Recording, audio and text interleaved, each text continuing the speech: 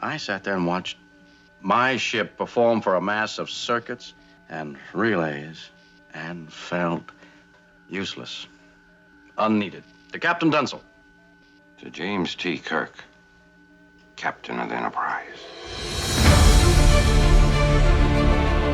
Bridge to all decks. Make way for the M-5 Multitronic Unit on Enterprise Incidents with Scott and Steve. I'm Scott Mantz. And I'm Steve Morris, but this might be the last time you hear from me because I think my role as co-host on this podcast might be replaced by a computer. That would never happen, but joining us, we are welcoming back for the third time our very special guest. He was the associate producer on Star Trek Enterprise, and especially for the sake of this episode, he was the visual effects producer on the remastered Star Trek, the original series. Welcome back for the third time, my good friend, Dave Rossi. Thank you guys for having me. Always, always, always a pleasure to be with you guys. So Dave, when we first reached out to you and had you on for Court Martial, we said, what other episodes do you want to come back for? And you said the Doomsday Machine, which we had you back for. And you also said the Ultimate Computer, which is what we have you back for. So what is it about the Ultimate Computer that you love? There's a couple things I love about this episode. The first one is William Marshall's portrayal of Daystrom.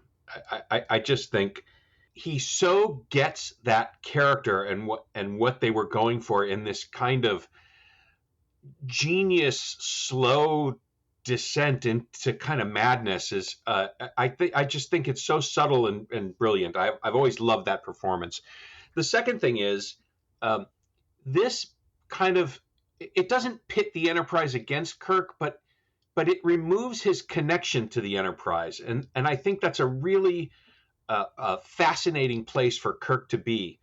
The Enterprise is a character. And I dare say in a lot of the later series, the ships are not characters. They're these things that the crew is on. But to me, the original series Enterprise was always a character. And it's funny. I didn't cry when Spock died, but I cried when the Enterprise blew up. Me too. I guess I kind of knew that Spock would be back, but I couldn't believe that they would blow up the Enterprise. I felt the same way. Yep.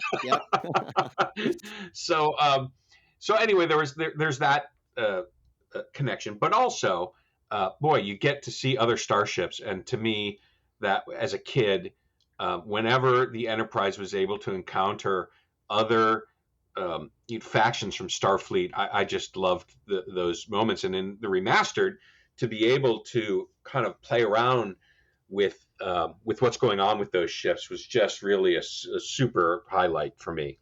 When I got to say, when I was rewatching this, when I was thinking about you and Mike Okuda and Denise Okuda, to be able to, work your magic on the Ultimate Computer, you must have really been like, ooh, this is going to be fun. Yeah, it was really fun. And it was really challenging because, as you know, we couldn't really change the length of any of these cuts.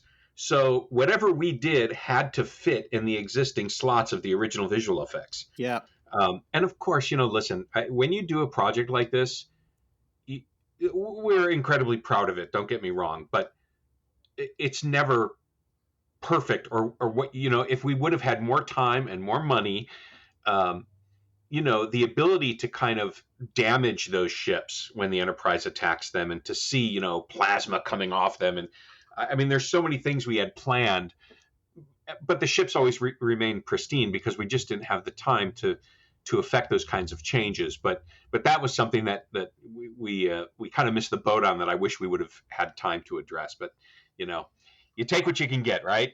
Oh, yeah, absolutely. And I remember being really excited when I saw this for the first time, the remastered version. Steve, how about you? Like, where do you hold the Ultimate Computer in your regard?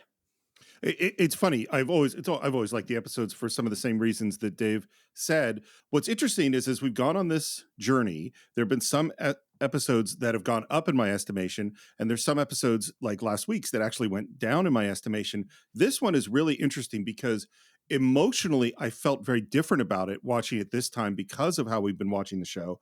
And the world keeps changing. And so how technologically this applies to our world today is very different today than it was just like 3 years ago. It's very different. So I had a very different experience watching it. It's what's funny about the Ultimate Computer is, this episode aired for the first time on March 8th, 1968. And at the time, it was relevant, for automation, people losing their jobs. And that's still relevant for technological advances that are making people lose their jobs. It's another Star Trek episode that has stayed relevant and has taken on new meaning as the times have changed. Just like an episode like, A Private Little War, for the same reason, has gained greater relevance because of everything that's been happening in Ukraine. So this is an episode that I've always really, really enjoyed. I think there is a lot going on here. In addition to just a great pace, lots of action, adventure, and excitement. You got space battles between the Enterprise and other starships that look just like it. But you also have great drama, great conflict. You also have so much going on with man versus machine and also man versus himself.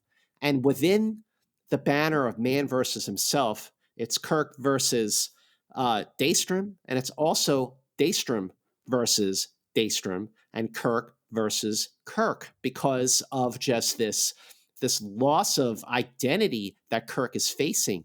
And Dave, what you said about the Enterprise being a character, if the only other ship that I felt like was a character in its world was the Millennium Falcon. In The Empire Strikes Back, the Millennium Falcon is a character, okay?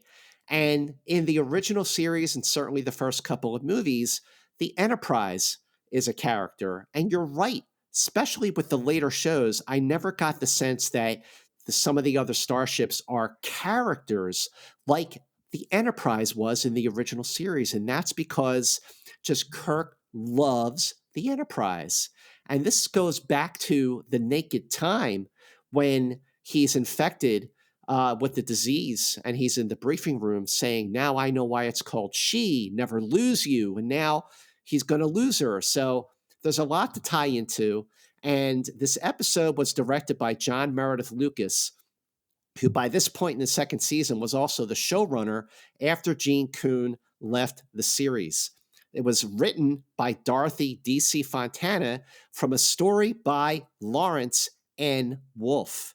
Lawrence N. Wolfe.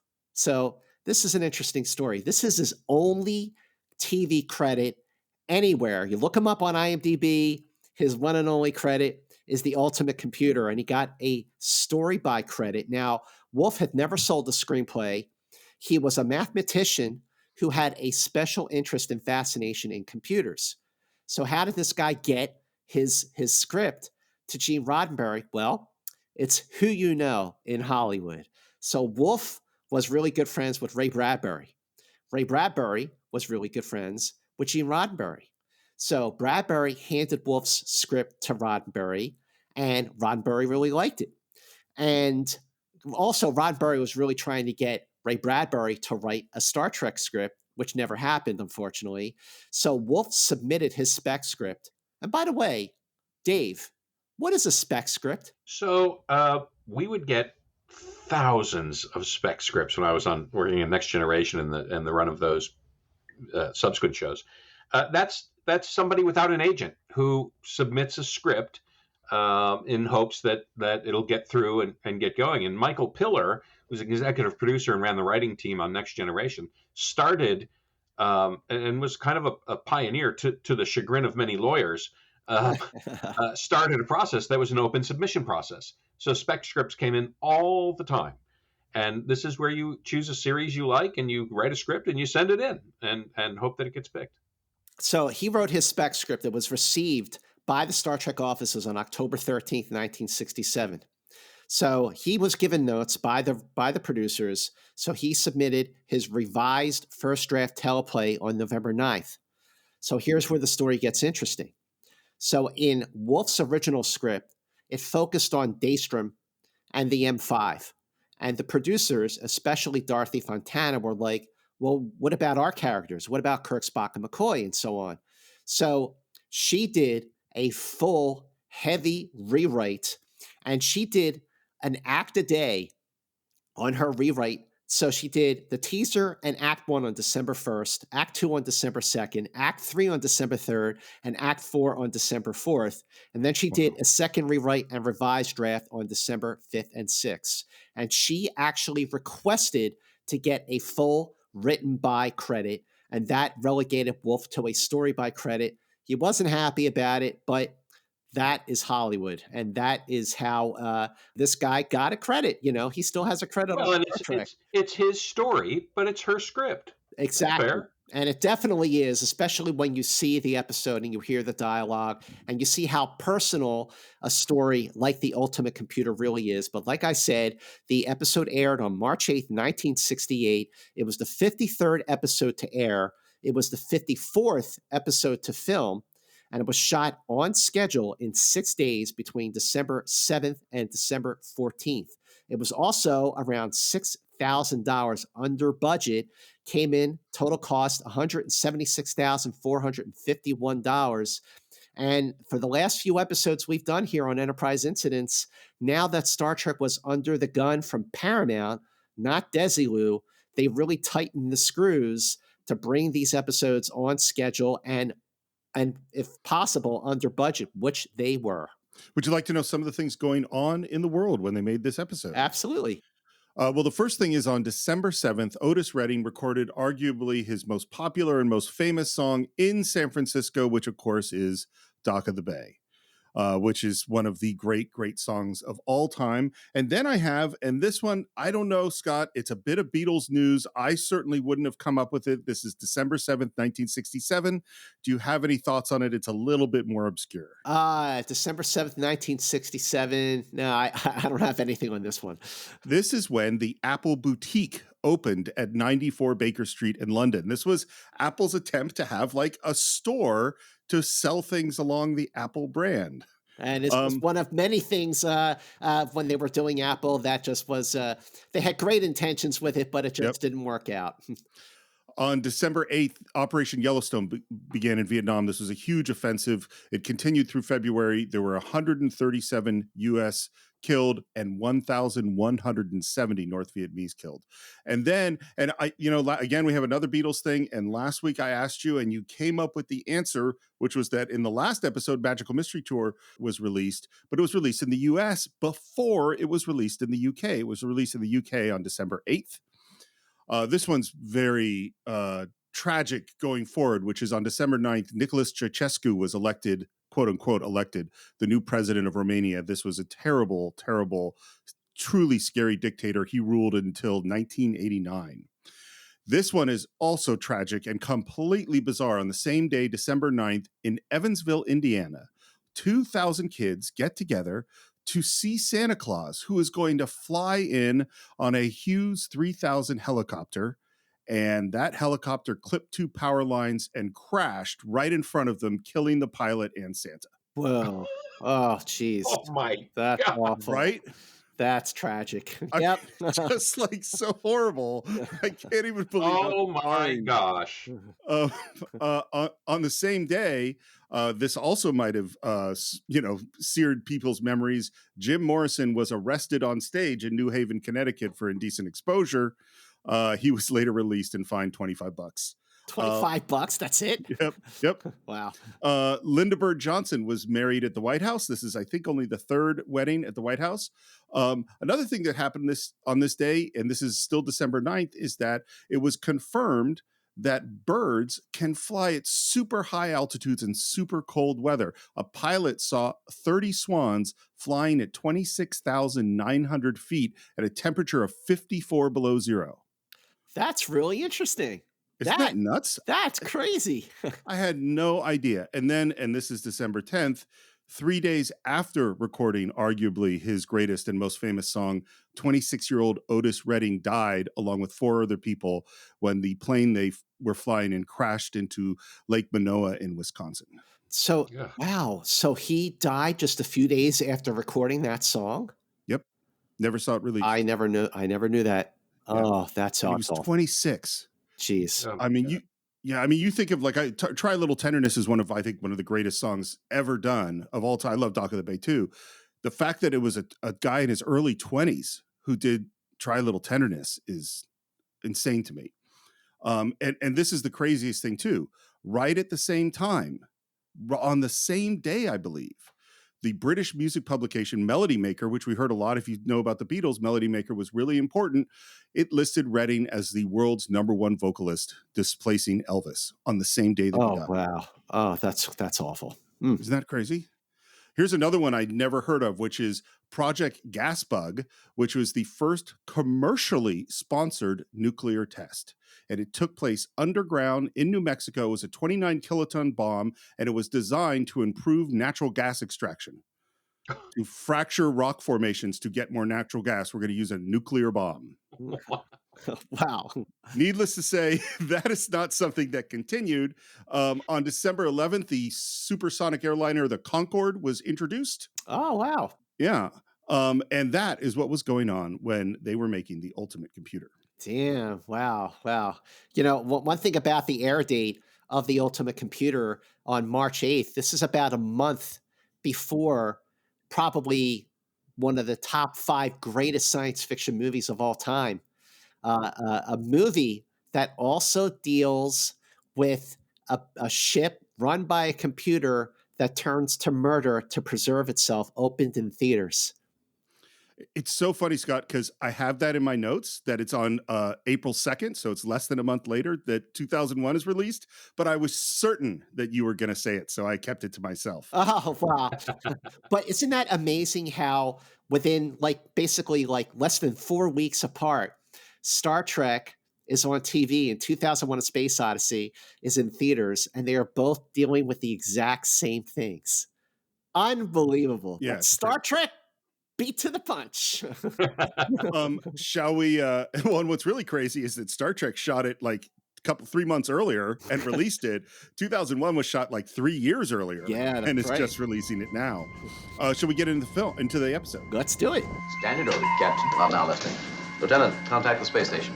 So rewatching this episode, for all these years that I watched The Ultimate Computer, the footage of the Enterprise approaching the starbase was obviously, of course, it was Space Station K7 from The Trouble with Tribbles. But watching, this was so great to see it. The very first thing that you see for The Ultimate Computer is a news shot of the Enterprise approaching a starbase that looks very, very different from K7. So Dave, what was behind the redesign of the starbase for the new version of the Ultimate Computer? Well, we realized that K7 was it's not a Starfleet installation as it's described in the show. So why would Starfleet be using K7? I don't quite remember where the design came from, but I know Mike Okuda had some input into it. He's so plugged in to all of these things. But yeah, we were really happy to do that. And another little tiny thing that I like about this is, as the Enterprise slows its approach, you see the impulse engines turn off. Yes, which is fun. And the impulse engines were always a kind of itching powder to me as we were doing this, because there are so many cases where the Enterprise is leaving orbit of a planet and the impulse engines aren't on, and it drives me crazy.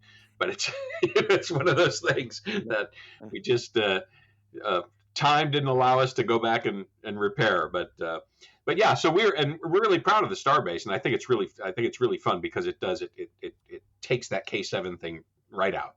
Well, Mike Okuda definitely was plugged in, because the redesign of the station, it's actually a Watchtower class starbase, which was basically from fan fiction kind of thing. And it became canon. Captain Kirk, this is Commodore Enright. And that voice is James Dillon. Of course it is. Yes, Commodore, I'd like an explanation. The explanation is beaming aboard now, Captain. He may already be in your transporter room. And so we head down to the transporter room, and there we see Commodore Wesley. Commodore Bob Wesley, played by Barry Russo. Of course, he looks familiar because he was Lieutenant Commander Giotto in one of the greatest Star Trek episodes of all time, The Devil in the Dark. And I thought he was great as that security chief in Devil in the Dark. I love that line. He goes, Vandenberg and his men are here and they're pretty ugly. But he was also played a heavy on shows like The Untouchables, 77 Sunset Strip. He was on Mission Impossible, The FBI, and Hawaii Five-0. And we will see Wesley again in the animated series episode, One of Our Planets is Missing. And just a little FYI, Bob Wesley, Robert Wesley. So when Gene Roddenberry was serving with the LAPD and he was writing for Dragnet, he wrote sometimes under his pen name, which was Robert Wesley. Coincidence? I love Russo's performance when he meets Spock. It's a total look of admiration. Like I'm meeting Spock here, and it's as if Spock's reputation precedes him. Because he says, "Oh, this is Mr. Spock," and Wesley says, "Hello, Mr. Spock," and he's got this grin on his face, like, "So this is Spock."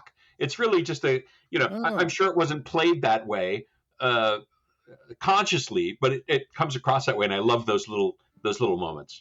Yeah, it's great. It's great because, you realize just how lucky the Enterprise is to have Spock. Yeah, absolutely. And we also see Wesley. He's sporting that insignia, which signifies starbase duty. So you can surmise, I think, that he is in temporary command of the Lexington. Commanding that battle fleet. Everyone around him, and I watched through the episode, it's interesting. Everyone in the background on the bridge of the Lexington never turns towards us to see the front of their tunics. But if they would have all had Enterprise style insignias, or they should have, because they're on starship duty. But Wesley is the only one wearing that starbase insignia. And that's the same insignia that Stalker is wearing in The Deadly Years. That's right, and Commodore Stone. Yes, Commodore Stone, right, yes. This is why we have you guys, because I will miss all of these things. You mind telling me what this is all about? I receive orders to proceed here, no reason given. I'm informed that my men will be removed to the space station, to a security holding area. I think I'm entitled to an explanation. You've had a singular honor conferred on you, Jim. You're going to be the fox in the hunt. There's going to be war games, and that the Enterprise is going to host something called the M-5 Multitronic Unit, which is created by Dr. Richard Daystrom. And what I would like to point out is this is a technique that totally works, but doesn't always quite make sense, which is, of course, they would have told Kirk ahead of time that this thing was going to happen. They wouldn't wait until the last possible second to tell him what was going on. This would all be planned in advance, but it makes for it more dramatic. That's Dr. Richard Daystrom's device, isn't it? The most ambitious computer complex ever created. Its purpose is to correlate all computer activity aboard a starship to provide the ultimate in vessel operation and control. So here's what I've learned and gained by doing these deep dives. So when I go back and rewatch the episode to prepare and take notes, I watch it with the subtitles on.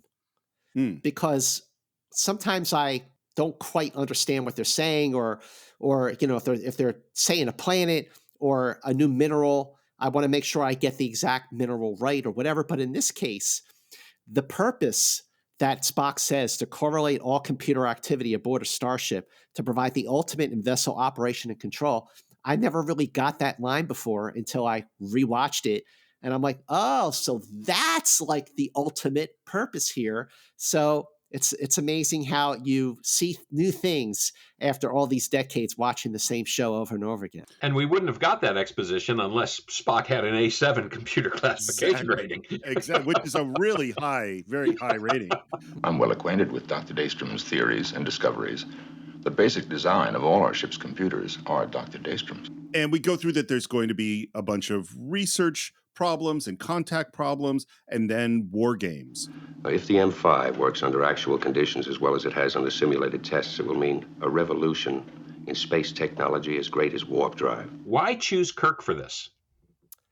Well, that is a great question. Good question. That is a great question. Is it a reflection of him being the best, and they want to see what this computer can do in in in replacement of the best. Okay, so here's a thought that I don't think is what they were thinking, but I think it fits into what we've been doing on the podcast, which is if we say that Kirk is like the youngest captain, and if in court martial we see all the resentment towards Kirk, and we know that he's going to get called Captain Dunsel, which is insulting, I think it's the opposite. They wanted to take Kirk down a notch. Oh, That's wow. why they're doing this to him. Interesting. That is an interesting take. And what happened in that episode? Everyone turned on him in court martial. Well, in court martial, He exonerates himself. but it was a computer glitch. Oh, right. That's right. Right? And they take all the crew off the Enterprise. Right. So I think it's definitely a little bit of both. And Kirk, I think, is definitely revered because he is the youngest, and he's also, I think he's seen as the best. Certainly years after the 5-year mission, he's certainly revered as the best. But I think there's a little bit of like Schadenfreude going on here among other people in Starfleet. Like, let's really stick it to Captain Kirk here. Dr. Daystrom will see to the installation himself, and he'll supervise the tests. When he's ready, he'll receive your orders and proceed on the mission with a crew of 20. 20? I can't run a starship with 20 crew. The M-5 can. And guess what? Captain Kirk can run a starship with 20 people. In fact, Captain Kirk can run a starship with 6 people. And we saw that happen in Star Trek 3 when he stole the Enterprise to resurrect Spock. That's a great point. Kirk's kind of immediate reaction during this scene, obviously he's bothered by it. He's bothered by the prospect of this.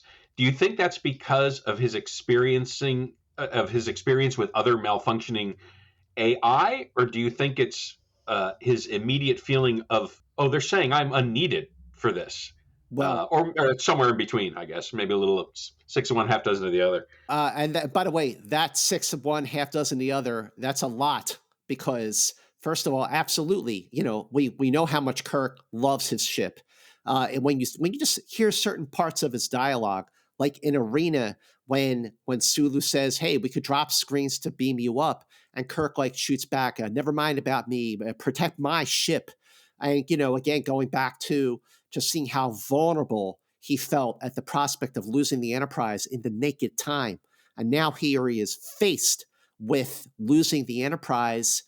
And this is the half dozen of the other, Dave, is that it's to a computer, not to another person, but to a computer. Computers which, one computer, the Enterprise's own computer, even though it wasn't the fault of the Enterprise, but, it was,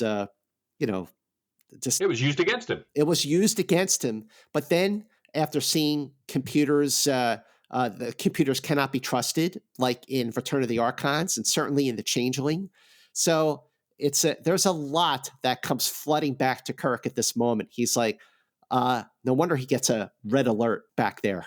It never occurred to me that it was his previous bad experience with computers that would be doing some of this, but that makes perfect sense. But to me, it's always been his identity as captain of the Enterprise is being threatened. And what am I supposed to do? You got a great job, Jim. All you have to do is sit back and let the machine do the work. And that sort of, shit-eating grin on Wesley's face. So at this point, when I was doing the rewatch, I was thinking like, doesn't Wesley know that he's also sort of in trouble here? But then again, right. Dave, I never thought about that. Maybe he was just he was in temporary command of the Lexington to carry out the war games because he was a Commodore. And he's probably obviously not as attached to the Lexington as Kirk is to the Enterprise. So this is the end of the teaser. And the one thing I want to point out before we move forward is that this is a classic story, is that this is the story of being replaced by the machine. And that this goes back to, probably we could trace it back to the Industrial Revolution, but the big one that sticks in my mind is John Henry.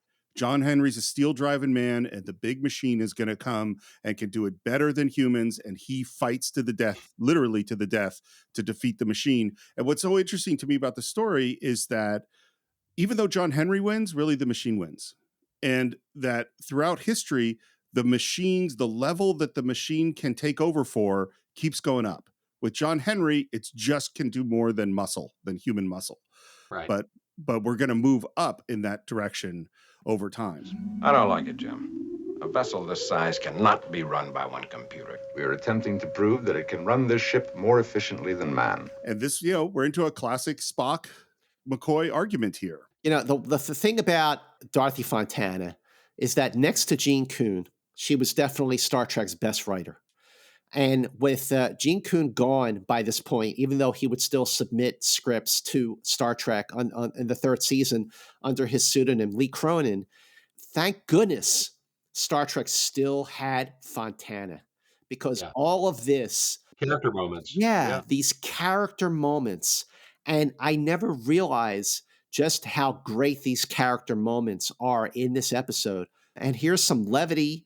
Usually that came from Kuhn. This time it comes from Fontana. And it's that classic dynamic, the Kirk, Spock, McCoy dynamic, especially between Spock and McCoy here, sort of the ribbing that they take from each other. But again, they respect each other still, of course. Maybe you're trying to prove that, Spock, but don't count me in on it. The most unfortunate lack in current computer programming is that there is nothing available to immediately replace the starship surgeon. And what's interesting is as they exit the turbo lift and walk down the corridor to engineering, this is all done in one complete take, which is something that they really didn't do a whole lot in the original show. Yeah, this is a fairly long, what we would see all the time in shows like The West Wing. This is a fairly long, what you call a walk and talk. By the way, so as I said, more and more sophisticated machines are replacing humans in all sorts of ways. And Spock is making a joke about them replacing the surgeon. Well, we live in the world of AI today, and one of the places AI has been extremely successful is in medical stuff, in particular diagnosing images from X-rays and MRIs and CAT scans, is that AI has shown more and more that it is better than humans. Wow. So these are sophisticated intellectual jobs that you had to go to school and get very high-level degrees in order to do them. And this is an area where now, nope, the machine might be better. Actually, even in the world of Star Trek, that actually did happen in the 24th century. On the Starship Voyager. A computer did replace the ship's surgeon because we had Bob Picardo. If it could, they wouldn't have to replace me. I'd resign because everybody else aboard would be nothing but circuits and memory banks. You know the type, Spock. And what's interesting is Kirk has been silent this whole time. Jim, you haven't had much to say about this. What do you want me to say? M-5? It's an honor, they tell me. Well, I'm honored. Which, of course, he's not. Yeah. Right, exactly. So the door opens to engineering, and Kirk is looking around for Daystrom, and Scotty says, oh, he's over there. And you hear this bellowing, yes, yes. And then you see this giant man stand up, and that is William Marshall, who best known, I think, is probably his most famous role is as Blackula in the 1970s blaxploitation film and its follow-up, Scream, Blackula, Scream. He was also in the film Maverick, and on TV he was in Danger Man, Secret Agent, Tarzan, The Man from U.N.C.L.E., and he was the king of cartoons on Pee-wee's Playhouse. But back in 1967, when this episode was filmed, so this is just one season after Court Martial, where we had Percy Rodriguez playing Commodore Stone. And he was a black man cast as a Commodore. Just no attention is made to the fact that he is a black man. He's just a man in this position of power. And that was very, very rare to do this in the late 1960s. At the height of the civil rights movement. And here you have a rare part for a black man in a position of power and authority on TV. Well, the episode aired in 1968, but it was filmed in 1967. And I just think that was really great, that it doesn't matter. It just, he is who he is, his race, his color, his background. It doesn't matter. It's just there he is. And this is what he does. Yep. I totally agree. And I think in particular, the fact that he is a boy genius computer expert is a kind of a role that maybe, I mean, he was a boy, he's not a boy genius anymore, but was a boy genius computer expert, is the kind of role that you wouldn't see an African-American play. But I also think I'm going to say something which sounds like I'm saying the exact opposite, is that one of the things we see from his character is everybody distrusting him on every single step of the way. And you can feel that he has probably felt this resistance his entire life, because he was a boy genius who as a kid came up with this thing and nobody believed he was capable of doing it. And I bet if you were an African-American sitting at home watching this guy who seems to have to work twice as hard to get the same distance, that this would be something that would resonate. So I think it's amazing that Star Trek isn't saying anything about his race, and B, amazing that this might have resonated with people who hadn't seen someone like them on screen struggle with some of the things that they're struggling with. That is a great point, Steve, because Scotty won't let him hook the M5 up to the warp engines. Mr. Scott, hook in the Multitronic Unit to the ship's main power banks. Aye, sir. And of course, McCoy certainly is resistant to this. And of course, Kirk is resistant to this. But, they have their legitimate concerns about this untried computer being hooked into the Enterprise. And then there's the whole thing with Kirk being replaced. But you're watching this in 1968 going, oh, look, they're showing resistance to a black man doing his job. And he's a fascinating character because I don't feel he's powerful. He's obviously brilliant. And I don't know, do we ever feel comfortable with him? Right. He has a really fascinating mix of stature, but something under the surface that is just, I don't know what the word is. I was going to say uncomfortable first, but that's not quite it. But it's, he's obviously this brilliant, and he carries himself with such stature and poise. But there's something underneath that you detect right away. He's got an axe to grind. He's got a chip on his shoulder. He's there to prove something. Yeah, it's a combination of true hubris, incredible pride, and as you say, a desperation to prove something. He is desperate for this to succeed. Absolutely. And he puts that chip. He put the chip on his shoulder all by himself because there's dialogue later that supports this, that he has had so much success at such a young age, and now he's trying to top himself. So he's putting that pressure on himself, and that pressure, as it turns out, winds up being far too great. Is he supposed to do that? If I can be of assistance, Doctor. No, thank you. I can manage. Watch Kirk during that scene. He puts his hand on Spock's arm and then motions to the control panel like, keep an eye on this. I'm not sure what the performance is, but it's kind of like he's just going, no, you keep your eyes on this. I want you to be in the loop about this in case it goes wrong. Okay, so I noticed that this time. Like I never noticed that before, but when I was rewatching it, I noticed like Spock makes a motion and Kirk kind of puts his hand on his arm, so I thought that Spock was motioning to help Daystrom, and Kirk was actually being you know what, just let him do his job. Let this guy do his thing. Yeah, it could be. Yeah. Yeah. Interesting. Very interesting. But now I got to go back and watch it again. Just when you thought you were out.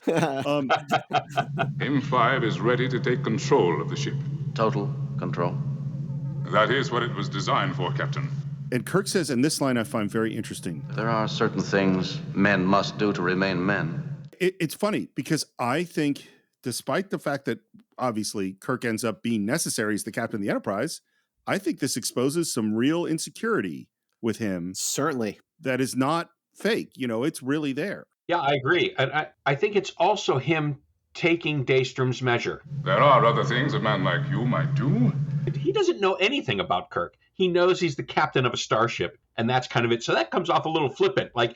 Kirk is just another speed bump in Daystrom's journey to prove that this next thing is his next greatest achievement. So he's very kind of dismissive of Kirk. And I would say it's not just that Daystrom is being somewhat dismissive of Kirk or thinking that he knows what Kirk wants, is he's downright condescending because he says, Or perhaps you object to the possible loss of the prestige and the ceremony accorded a starship captain.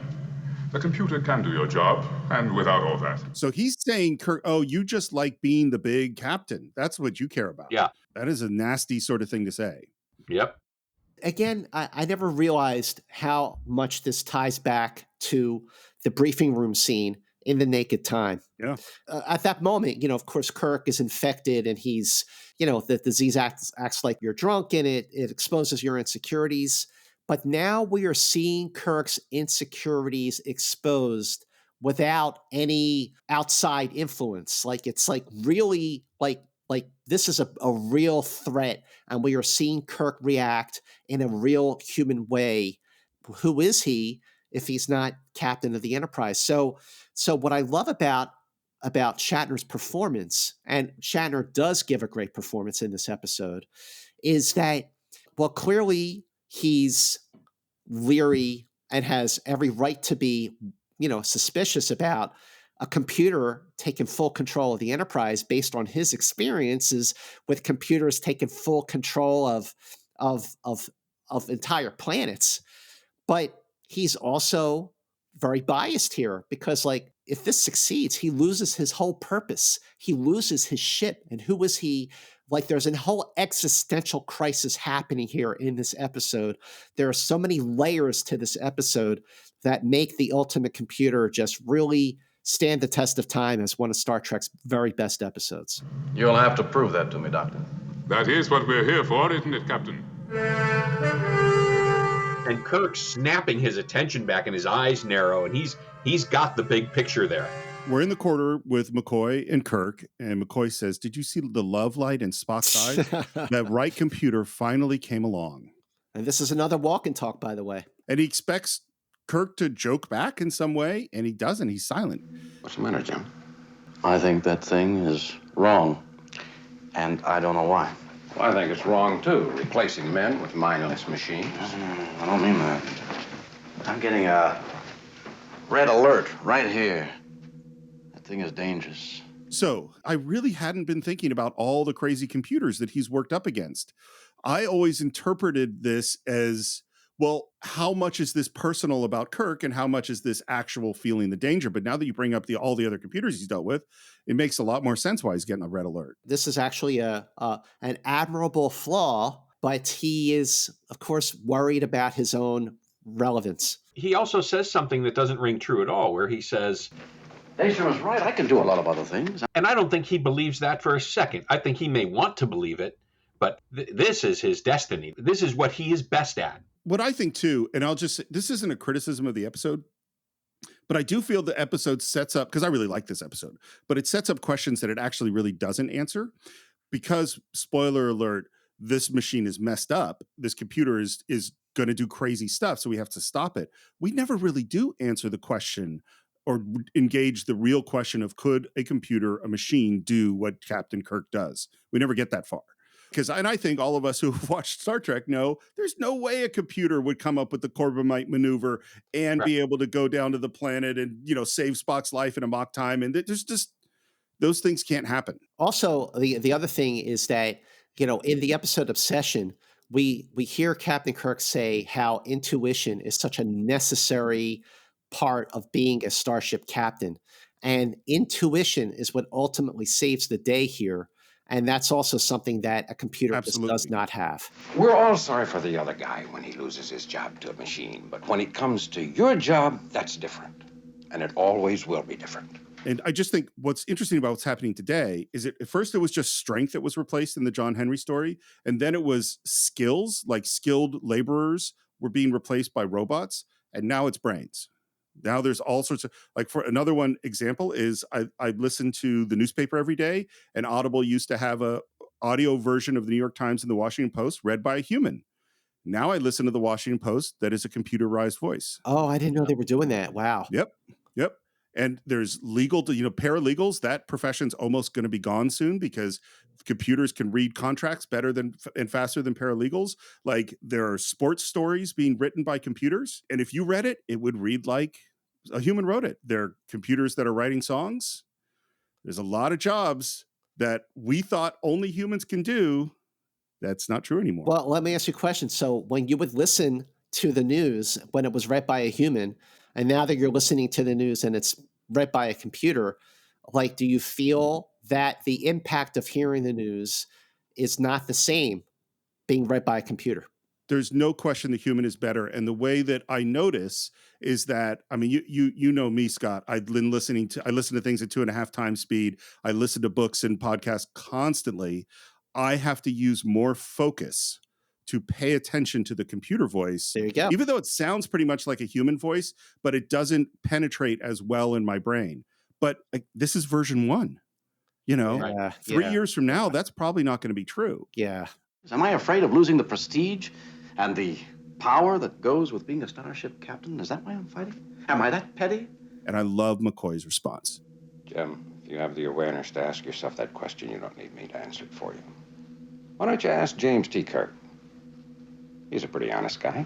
With this episode, on top of just all the drama and the conflict and the action and the excitement, and especially, you know, with the new visual effects and everything, ultimately what it comes down to is character. And the Kirk, Spock, McCoy relationship, the way that it is refined here, the dynamic of that relationship is on such a great display here. And especially, I have to say, between Kirk and McCoy, because we have seen situations where Kirk and McCoy go at it, go after each other, lose their temper with each other, like in the Corbomite maneuver, like in A Private Little War. And then you have moments like in this episode, like in Balance of Terror, the whole scene between Kirk and McCoy in his quarters. And then we're going to see another scene a little bit later on in this episode between Kirk and McCoy in Kirk's quarters. So Shatner and DeForest Kelley are just both at the top of their game in this episode. The chemistry between them is just as good as it gets. We're on the bridge. We've done some maneuvers. The M5 has done really well in basic maneuvers. All it's done is make the required course changes in a few simple turns. Mr. Sulu and Mr. Chekhov could have done that with their eyes closed. Yes, but you see, the idea is they didn't have to do it. And you find it won't be necessary for you to regain control of the unit after it's completed each maneuver. Want to hear the crazy thought I had about this? Let's hear it. So later on, M5 is not going to allow them to disengage. It's going to disable the switches that disengage. Well, is it possible that the M5 didn't like being disengaged at the beginning, that it felt like it was losing control of the Enterprise, and that is why later on it disabled those switches?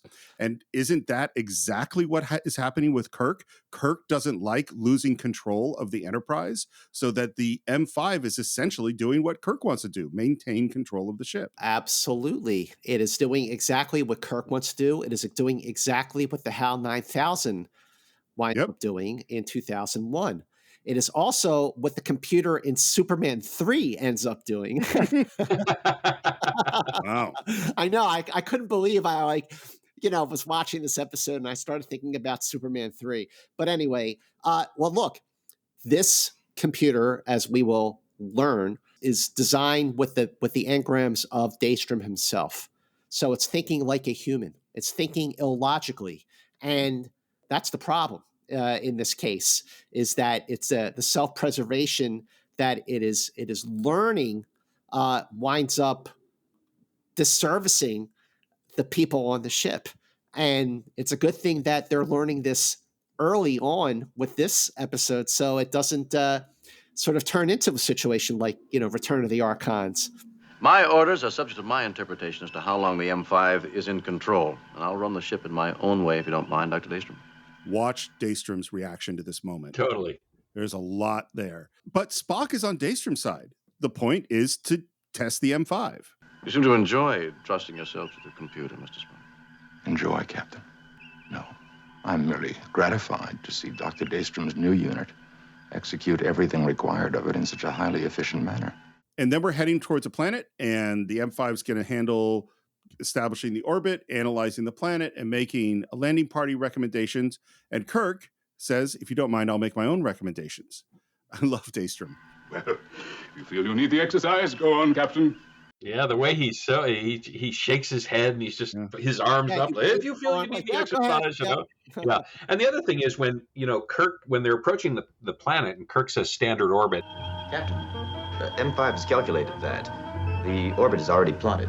Kirk's reaction is just, he's chagrined. He's like embarrassed. He's like, oh yeah, right. Like this thing's ahead of me already, like he's already feeling it. He's already feeling like, wow, this thing learns fast. Yeah, and it happens many, many times. And one interesting thing I was thinking about is we're in the middle of the space program right now, we're having to figure out things like orbits. Those things where all the math for that was figured out by computers, except for a computer at that time meant a person. That was a title of a person. If you watched Hidden Figures, those were the computers that were actually figuring all this stuff out. Crunching those numbers, yeah. And then all of a sudden, a whole bunch of lights go off on one of the decks. Deck 4. And Kirk gives his recommendations, which are... We send down a general survey party, avoiding contact of all intelligent life on the planet's surface. The survey party will consist of myself, Dr. McCoy, astrobiologist Phillips, geologist Rollins, and science officer Spock. And then we play the M-5 recommendations. And before we do, a bunch more lights go off. Power's gone off on deck 5. Now, as a kid,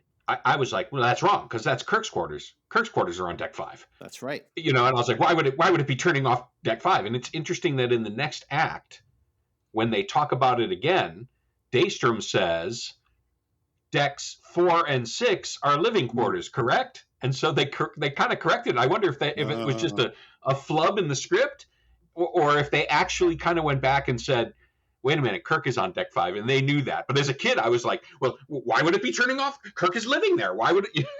Right, yeah. Kirk is still, deck 5 is still used by the captain. It's all senior officers. Yeah, right. Yeah. Uh-huh. And then we hear M5's recommendations, which are... Science officer Spock, astrobiologist Phillips, geologist Carstairs. And we ask why Carstairs. And it ends up, there's a good reason that he has experience here that obviously the M5 knew about that Kirk did not. Why were the captain and the chief medical officer not included in recommendation? Non-essential personnel. Ouch. Yeah, and what's really screwed up about that is Daystrom knew how it was going to respond. Sure. No, you're totally right. There's so much drama. There's so much conflict going on in this episode. John Meredith Lucas did such an amazing job directing this episode with the tension and the suspense, and certainly in the last act, the race against time, and it's such a great episode. It really is. And Nimoy, his Spock portrayal in this, like especially in that moment, notice Spock looking at Kirk. He feels for his friend there. He understands that hurt Kirk. And you just see it in his face. He's just locked on looking at Kirk with this kind of concerned look. It's just a silent portrayal that kind of goes unnoticed. But watching it with these eyes now on these episodes, I'm kind of catching these, and it's really great. Well, also the reaction from Daystrom when the M5 says non-essential personnel, and he just kind of like cocks his head and makes a face like, oh well, that's the breaks. Yeah. Two things. The first thing is, there's another difference between the M5 recommendations and Kirk's that are never mentioned, which is it's not just the landing party. The M5 doesn't say anything about where to beam down or avoiding contact with intelligent life. And see, those are huge things that might mess up the landing party. The other thing, how many times has Kirk been part of a landing party where maybe he wasn't essential that he saved the day? Obsession being one of them. If Kirk's not there, we have thousands of gas clouds all around the galaxy killing people. I've located the source of the power shutdowns. It's the M5 unit, sir. That thing's turning off systems all over the ship. That's the end of Act 1, and what a break that is. We come back, and Daystrom has an explanation. It's not a malfunction. It's just turning down areas of the ship that aren't required. And Spock kind of catching on to it. It appears to me this unit is drawing more power than before. And Daystrom, when he says... Quite right. He says it like he's been caught. Yeah, he says it in a defensive posture. Absolutely. That's one of the great developments about William Marshall's performance, is that from the beginning, there's something just a little off, like you pointed out, Dave. But then when somebody catches him in something, he abruptly makes his point because he is feeling threatened. And the second he does that, the way he delivers that, quite right, Kirk's eyes are on him the rest of the time. Yeah, you're right. Kirk is just studying Daystrom. Just like Kirk is facing his relevance, Daystrom is also feeling his. you have two people at extreme ends of the spectrum here defending their purpose.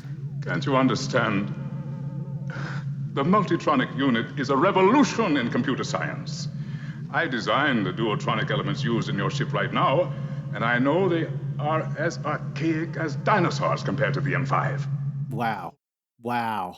He's setting such impossible standards that even he has to live up to. And to compare your own work to like, oh, well, it's like dinosaurs compared to what the M5 is going to be. It's like, it's a thankless task, and you're just setting yourself up for failure, not just with the accomplishment, but just on a personal level. Enterprise from Commodore Wesley aboard the USS Lexington. This is an unscheduled M5 drill. Repeat, this is an M5 drill. And again, he says, okay, acknowledge. Nope, M5 has already done that too. Then go to red alert. Aye, sir. Captain M5 has I've already already sounded the red alert, all right. Mr. Sulu, phasers 1/100th power. No damage potential, just enough to nudge them. And we basically go into a battle where our crew does nothing. And watching Shatner's helplessness sitting in that chair, it's great. Yeah, you feel really uncomfortable for him. Yep. But what I love watching the scene play out is the starships that are attacking the Enterprise are the Excalibur and the Lexington. These are the Enterprise. These are three names that were familiar because they were all ships that fought in World War II. They were iconic names, and they are gracing the primary hulls of 23rd century starships. And I think, especially watching it with the new effects, and you see the logos and you see the names on the primary hull there. It's really, really cool to see other starships that look just like the Enterprise in action. And needless to say, the M5 wins easily. The other ships back off. Rather impressive display for a machine, wouldn't you say, Captain? The ship reacted more rapidly than human control could have maneuvered her. Tactics, deployment of weapons, all indicate an immense sophistication in computer control. Machine over man, Spock. It was impressive. Might even be practical. And then this is what's great, is that you get Spock pushing back on this whole idea. Spock, who's been the most on board and excited about the technology of anyone, says, practical, Captain, perhaps, but not desirable. Computers make excellent and efficient servants, but I have no wish to serve under them. Captain, a starship also runs on loyalty to one man, and nothing may replace it or him. So not only is that a great line written by Fontana, and not only was it delivered in a way that was really sensitive, coming from someone who's like supposed to suppress his emotions, but at this point, he sees the biofeedback of his friend, and he hears the inflection of Kirk's voice, and Spock is now being attentive and reassuring his friend, hey, this is all great, but it's not better. This is definitely a moment where, because of watching the show the way we've watched it, hit me way harder. Mm-hmm. Because we've been watching Spock's growth. Like Spock from the Galileo 7, he would never be able to say this. Absolutely. Spock had to go through City on the Edge of Forever. Spock had to go through Amok Time and This Side of Paradise and all these experiences to give him the sensitivity to be able to say this. And frankly, the or him, if you just ended it with nothing can replace the captain, or nothing can replace the loyalty, that'd be one thing. But when he says nothing can replace it or him, that is, I love you. Yeah. That is what that moment is. It really hit me. Wow, that's really touching. And again, Kirk says secure from general quarters. No, M5 already did it. And Uhura's look there. Yeah. When Kirk says that. At least Uhura is still, able to sort of do her job a little bit. A little bit. Our compliments to the M5 unit and regards to Captain Dunsel. Ouch. There's a huge reaction from Shatner, which I wish he didn't have. I wish it played out more because it's the reaction shots. It's Sulu and Chekhov and them all looking. That sells it much more than painful part, yeah. than the physical movement that I just did for everyone to see. Yeah. Dunsel? Who the blazes is Captain Dunsel? And Kirk's heading out. What does it mean, Jeff? Kirk says nothing, turns to Spock. What does it mean? Dunsel, Doctor, is a term used by midshipmen at Starfleet Academy. It refers to a part which serves no useful purpose. Kirk exits the bridge. He doesn't say, Spock, you have the con. Like, he's just does nothing to hide just how hurtful and useless he felt at that moment. And just to get that final sort of like nail in the coffin dig from Wesley, that hurts. That hurts. And you feel it. And then after Spock gives the definition of what Dunsel is, and the computer does that beeping thing. Yep. If you watch Daystrom, he smiles. Oh, wow. He has this slight little smile on his face. Here's a question. You know how you have friends who can kind of give you some crap, they can insult you a little bit, but in a weird way, it's a sign of love and it doesn't hurt. And then you have other people who can say something that was purposely designed to hurt. Which one is this? What was Wesley's intention when he called him Captain? I think it was, especially after sort of the other perspective that maybe they chose Kirk as a way to kind of bring him down a notch. I think it was deliberate. It was definitely deliberate. How close are these guys to begin with? Yeah, I can't interpret this as anything other than mean. It seems mean to me. Yeah, it is mean. We're in Kirk's quarters, which apparently have not had the power shut off. And McCoy enters with a tray that's covered with something. I'm not interested in eating them. This isn't chicken soup. I may be just a ship's doctor, but I make a Finnegan's Folly that's known from here to Orion. And there are recipes for that online. Are they? What's its base beverage? There are different ones. I saw one that was like a bourbon-based drink, but yeah, you can find Finnegan's Folly recipes online. It's so funny because this is so much the scene from The Cage. You know, yeah, totally. It's the scene from The Cage. Absolutely. It's also the scene from Balance of Terror. Yeah, yeah. But the difference between this and The Cage is we're so invested in these characters and their relationship at this point. And Kirk expresses so much vulnerability. You know, I've never felt this way before. At odds with the ship. I sat there and watched my ship perform for a mass of circuits and relays and felt useless. It's making him remember how at odds with the ship he was in court-martial, because the evidence against him was damning. I mean, in that episode too, Kirk was facing losing the Enterprise at the hands of the Enterprise, and now it's almost like this is hitting way too close to home.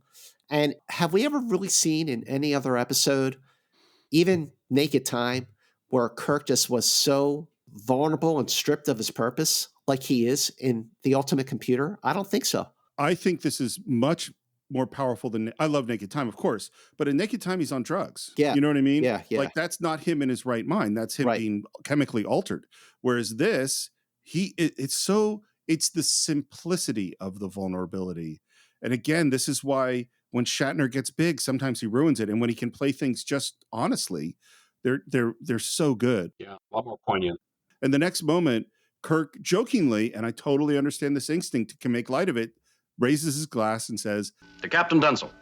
But I love McCoy's response. He literally stops his arm and says, "To James T. Kirk, Captain of the Enterprise." And if I thought that the Spock moment was moving, man, this one really was. It's like your two best friends see that you're going through a thing, and both of them in their own way come to tell you, we love you, you're valued, it's going to be okay, Yeah. So they take the drink, and the face that Kirk makes when he takes the drink reminded me of when McCoy went to visit him on his birthday in Star Trek II: The Wrath of Khan, and they toasted to the birthday by drinking Romulan ale. Right. Do you know the one, all I ask is a tall ship? So that is from the poem Sea Fever, written by John Masefield. And we will hear that line quoted again in Star Trek V, The Final Frontier. And also, Quark kind of paraphrases it in Deep Space Nine. And the music starts, and Kirk talks sort of wistfully about the days of sailing. You could feel the wind at your back in those days. The sounds of the sea beneath you. And even if you take away the wind and the water, it's still the same. The ship is yours. You can feel her. And the stars are still there, Bones. And this is our guy. This is our guy. And the thing that I was thinking is, of course, he called the Enterprise her, which, it's always a she. Mhm. And we have talked throughout this series, who is Kirk's true love? His true love is the Enterprise. Absolutely. Yep. And right now, the Enterprise is sleeping with somebody else. Wow. Yeah. Yeah. I mean, that someone else is running the woman that he loves. And what's so weird about it is the someone else is a computer, which another person also thinks of as a human, thinks of him as their child. So we have the child of one person controlling the wife of the other. Wow. An interesting perspective, man. Wow. And now we get, again, a hail because we have another contact. We're up on the bridge and we find out that this is an old style freighter and this is not part of the drill. And suddenly it's a red alert and the shields come up and the speed's increasing. We're gonna get Daystrom up here. Disengaging M-5 unit. Cut speed to warp 1, navigator. Go to course 113 Mark 7. I want that ship given a wide berth. She won't respond, sir. She's maintaining course. He tells Scotty, reverse engine, slow us down. Nope, that's not going to work either. And I love Bones. Fantastic machine, the M5. No off switch. So this ship, the Woden, is an old style ore freighter, automated, no crew. Okay, so thank goodness there's no crew on it. So in the original version of this episode, the Woden was obviously a reuse of the Botany Bay from Space Seed. But in the Ultimate Computer, it looks very, very different. So Dave, where did the design of the Woden come from? The Woden is from the animated Star Trek series, which is a freighter that was used there. We used it also in Charlie X. It was the ship that Charlie X blows up. The Antares. The Antares. Captain. I forget what his name is. Oh my God. Yes, thank you. Put me on the spot. So we thought that would make more sense because it's an actual freighter rather than these kind of weird. Yeah, it looks like a freighter. Captain, what is it? These controls are locked. We can't disengage the computer. Captain, photon torpedoes locking on target. Full power. I love that Kirk goes to the helm and tries to do something. It's like, no, I already tried that, sir. There's a bit of desperation in Kirk's movement to try and exert some kind of power, some kind of authority, showing that he's still in charge. And he's not. He's completely out of it. And that's when the Enterprise opens fire and blows up the freighter. And they use it's interesting that after Chekhov says, returning to original course and speed, they cut to Kirk again and they reused or used a different part of the take from when the ship blows up, because when they go to that cut after Chekhov says returning to original course and speed, if you watch Chekhov, he does a reaction as if the ship just blew up in front of him. Oh, wow. Yeah, you're right. So they probably didn't have a reaction of Kirk. And so they just needed to find one, and they put that in. That is some of the weird stuff you do when you're editing that you hope nobody ever notices it. And they asked Daystrom to disengage the machine. He can't do it. There appears to be some defect in the control panel. There certainly does. Your brilliant young computer just destroyed an ore freighter. In fact, it went out of its way to destroy an ore freighter. I got to say, so the way the shot is filmed, you have Shatner on one side, you have Daystrom on the other side, and you have McCoy and Spock kind of in the middle of the shot. And it's almost shot, I don't know, maybe I'm wrong on this, Steve, but it looks a little bit like a deep focus shot. Because everyone is clearly in focus. Everyone looks like like from Citizen Kane, the use of deep focus. It's not quite at the Citizen Kane level of a deep focus shot. And if you look, Spock in the background is just slightly out of focus. But here's how this works is if you have a long lens, like a telephoto lens, it flattens things and it has a very narrow depth of field, which means just a little bit of things will be in focus. If you use a wide lens, like Orson Welles did in Citizen Kane, everything is in focus. And the big clue is size change. So if you look at this particular shot, you see that Kirk's head is about as big as Spock's whole upper body. this huge size change. And that's the clue that we're using a wide lens. And that's how you get that focus to be really wide. The other way to get focus really wide is blast a lot of light on it. So on the set of Citizen Kane, a lot of the crew members are wearing sunglasses. It was so bright because they hit through so much light on those sets. Way to go, Steve Morris. That's why I teach film school. And it's so dramatic, and Kirk is right in Daystrom's face, and he's telling Daystrom, disengage this computer now. And he is empowered. He's being justified of all of his suspicions from the moment Daystrom got on the ship with this computer. He is justified in his distrust of computers that has been set in motion because of episodes like Court Martial and Changeling and certainly Return of the Archons. And he's also feeling like, I got my purpose back. I love at the end because, as you say, Kirk has taken over control. Disengage the computer. Lieutenant, contact Starfleet Command. Tell them we are breaking off M-5 tests and returning to the space station. Come along, Dr. Daystrom. M-5 is out of a job. Wow. How good, Dave Rossi, how good did it feel for Captain James T. Kirk of the Starship Enterprise to say M-5 is out of a job? Oh, yeah. It's a great moment. I mean, it's just, Kirk just gets his swagger back and he's ready to take charge again. But of course, the M5 has other plans. Yes, it because does. We go down to engineering. We think this is going to be real uneasy to unplug it. Kirk is walking in, gets hit by a big force field, takes a big fall, Shatner does. What a great close to Act 2. And this is really where the M5 and the HAL 9000 from 2001 are starting to really come closer and closer together. It really is amazing, gentlemen, because for all these years, and this has just been one of the great rewards of doing this podcast, is I never put these this episode and that movie together in such a way. And when I was, working on my notes and doing my homework on it, and I realized wow, they came out at the same time, basically. And they came from different ends of the production spectrum because, like Steve mentioned, 2001, it took them 3 years to film it. And, they filmed this episode in 6 days. It really is amazing how that's what people were thinking. That's what these creative people were thinking about, the dangers of automation, of computers. And you have the Enterprise and the SS Discovery having the same problem. Do you think Kubrick watched Star Trek? Ooh, I would love to know if he did. I would like to know that too. If he did. We think of him as such this super intellectual, artsy fartsy guy that but I would love it. I would love it if he watched Star Trek. That'd be awesome. I would love to know if he just saw this episode at some point of his lifetime and said, "Oh, that's cool." Maybe he thought, "Oh, they stole it. They stole my idea." Nope, they didn't. It's so funny because it's just such evidence of, you can tell a similarly themed story and they are totally different. Yeah.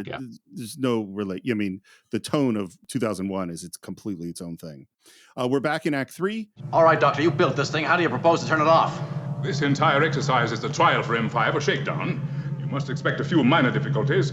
Which, first of all, is a big rationalization. And so we go, okay, let's disconnect it from the source. And Daystrom's still trying to resist.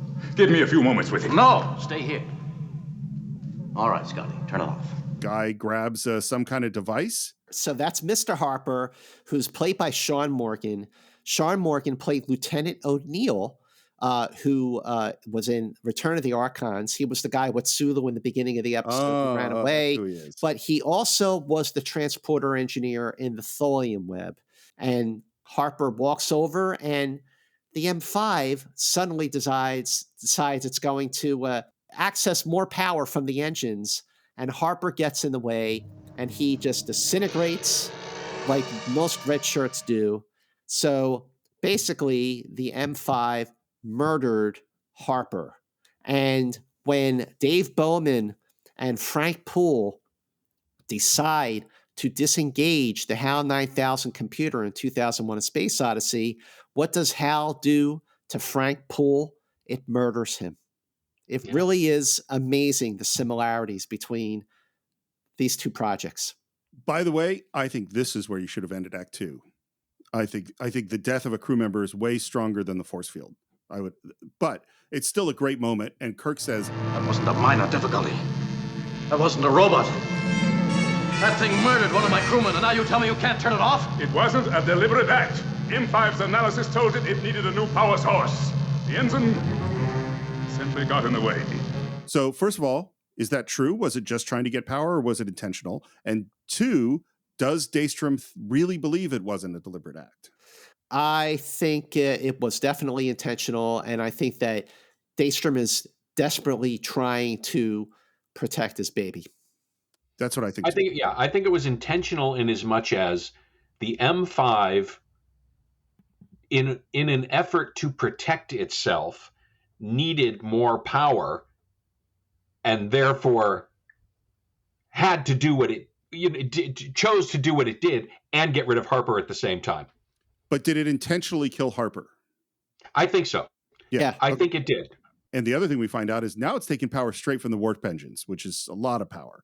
We're up in the briefing room. We'll reach the rendezvous point for the war games within an hour. We must regain control of the ship by then. And Spock comes up with a possibility of how you could cut off the M5. Scotty? Aye. I can take them out and cut in the manual override from there. How long? If Mr. Spock helps me, maybe an hour. Make it less. Which is the beginning. I'll say, this is the beginning of Scotty going, oh, I should always estimate more. Yeah. You're right. Most illogical. Of all people, he should have known how the computer would perform. Of course, the M5 itself has not behaved logically. It's interesting the way that Spock is observing the M5, a computer, as behaving illogically. Like, he's on to that there's self-preservation going on here that is not logical for a computer. Spock and Scotty are in a Jeffries tube doing some kind of work, and McCoy is talking to Daystrom and asks, Have you found a solution? A way to shut that thing off? You don't shut a child off when it makes a mistake. M5 is growing, learning. Learning to kill. To defend itself. It's quite a different thing. In the last scene, he said he was just trying to get some energy. The ensign got in the way. And now he's saying to defend itself, which means that he knew he killed the ensign. Yeah, he knew. He's just desperately, he's protecting his hide. Well, and protecting his baby. Yep. Yeah. I think his reputation. What's interesting, his reputation and his identity is totally locked up in the M5. They're the same at this point. Oh, yeah. And then he said, he goes on to say, I'm going to show all of you. Yep. Yeah. Oh, yeah. There's an ego there, and he is losing his mind. He is unraveling, becoming unhinged. It's just another dynamic to this episode that just makes it so great. Just one of the all-time great episodes. There's just so much happening in this episode. But the conversation between Daystrom and McCoy gets really interesting as McCoy witnesses really what's at the root of Daystrom's ambition. You can't understand. You're frightened because you can't understand it. I'm going to show you. I'm going to show all of you.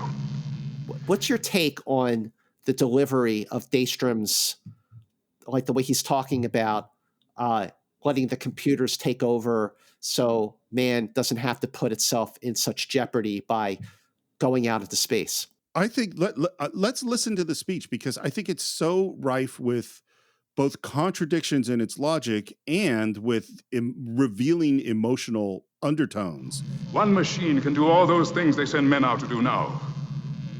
Men no longer need die in space or on some alien world.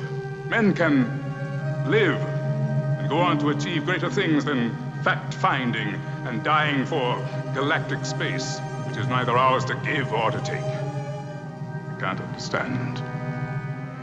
We don't want to destroy life, we want to save it. There's so much here. So, first of all, it's what is the point of being human? You know what I mean? That's where it's okay, you want to save men from doing anything and say free them to do what? what is it that men are supposed to do? Design computers? Like, it's such a weird, contradictory speech to me. You know who Daystrom sounds like to me in this moment? Roger Corby? He sounds like Joey Termolin from The Naked Time. Yeah. When he said if man was supposed to fly, he'd have wings. Was supposed to be out in space, he wouldn't need air to breathe or life support systems to keep him from freezing to death. Well, what good? We're polluting it, destroying it. Yeah, right. You know what you just made me realize, because you said if man was meant to fly, he'd have wings, is this is the antithesis of the risk is our business speech. The whole point of the risk is our business speech is that's why we're here, is for risk. And what Daystrom is saying, now we don't ever want to have any risk. I want to save man from any risk. That's a good point. McCoy goes to Kirk in the briefing room, has a biographical tape on Richard Daystrom, which Kirk asks him about. Did you find out anything?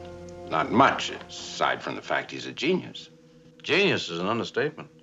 At the age of 24, he made the duotronic breakthrough that won him the Nobel and Z. Magny prizes. In his early 20s, Jim. That's over a quarter of a century ago. And this is where we get the motivation. Maybe that's the trouble. Where do you go from up? Publish articles, you give lectures, then you spend the rest of your life trying to recapture past glory. All right, it's difficult. What's your point? The M1 through M4, remember? And I like this discussion. Genius doesn't work on an assembly line. Like, it takes time. You can't decide to come up with a revolution right away. But then we hear this other thing. Right. The government bought it, then Daystrom had to make it work. And he did. But according to Spock, it works illogically. And he won't let Spock near it. What are you saying? That he's tampering with it? That he's making it act that way? Why? So, first of all, is Daystrom tampering with the M5 to make it act this way? No, I think that the M5 is just the M5 is Daystrom. It is. I mean, it has his human engrams implanted on it by its creator.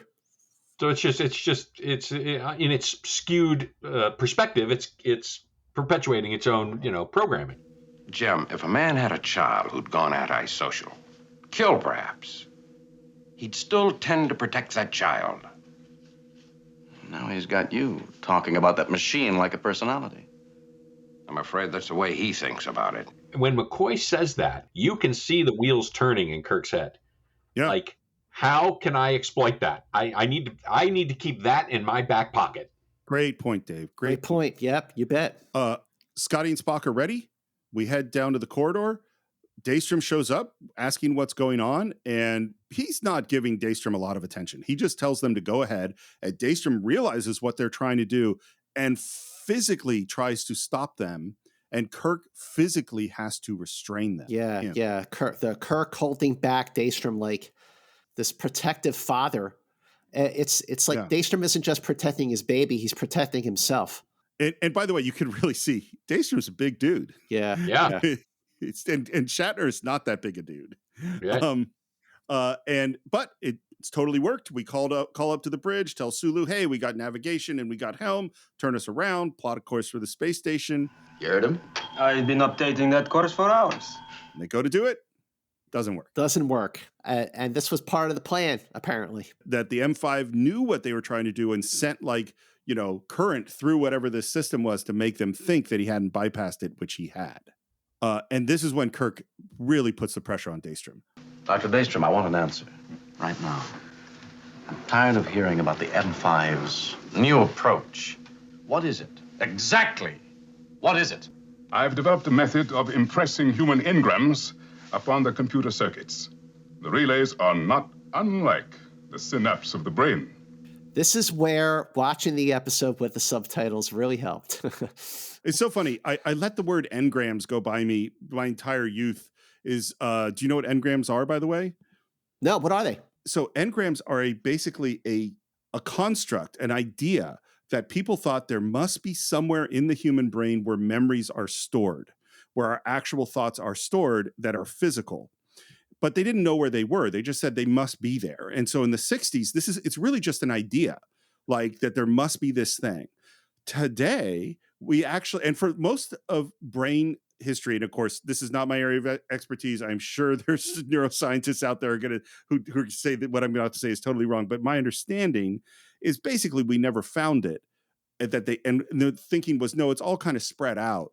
But now there's some evidence that they are finding specific, through neuroplasticity, how specific synapses in the brain are built that actually maybe are where our memories are stored. But this is like, I was looking at articles from 2021. I mean, this is like right now. Wow. So, yeah. Good timing. Yeah. The other thing I think is interesting, by the way, is we've been saying that, well, there's no way a computer could have intuition. Well, if it's behaving illogical because of the human engrams, maybe it could have intuition. But ultimately, the self-preservation is going to get in the way of intuition.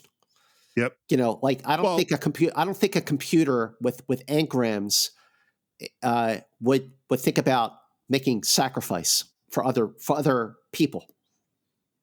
It's going to make a sacrifice at the end of the episode. It's going to sacrifice itself because of a sense of moral justice. Well, that's true too. I don't think that, I said earlier that I don't think this episode explores all the ideas it introduces. And I think there's a lot here that that's not not a criticism. It's just, there's a lot here that could have been, that isn't. Right. They could have gone down the rabbit hole a little deeper on each of these. If they had 5 more episodes, this is today in Star Trek. Could be a whole season. Yeah, right. That's true. That is very true. And right as we're talking about this, we get a message from the bridge that 4 Federation ships are on their way and the M-5 is going to intercept. But M-5 doesn't know it's a game. Correction, Bones. Those 4 ships don't know it's M-5's game. And M-5 is going to destroy them. We're in Act 4. Enterprise from USS Lexington. This is an M-5 drill. Repeat, this is an M-5 drill. Acknowledge. Captain, M-5 is acknowledging. Dave, I know you and Mike and Denise just like rolled up your sleeves and went, okay, let's play in the sandbox here. Let's take this episode that we've loved for all these years, all these decades, and now we have the tools to refine. By the way, the visual effects that they wound up doing, like the split screen to divide the 4 starships closing on the Enterprise, works. It's really cool. But you got to expand on that. So what were the discussions that the 3 of you all had with how to devise this space battle between these Constitution class starships? Yeah, we kind of had a I don't know if it was an agreement, but kind of an understanding that, Mike loved dealing with the planets. He loved dealing with the matte paintings, and he's so knowledgeable about the history of all this stuff. So that was kind of his, meat and potatoes for this.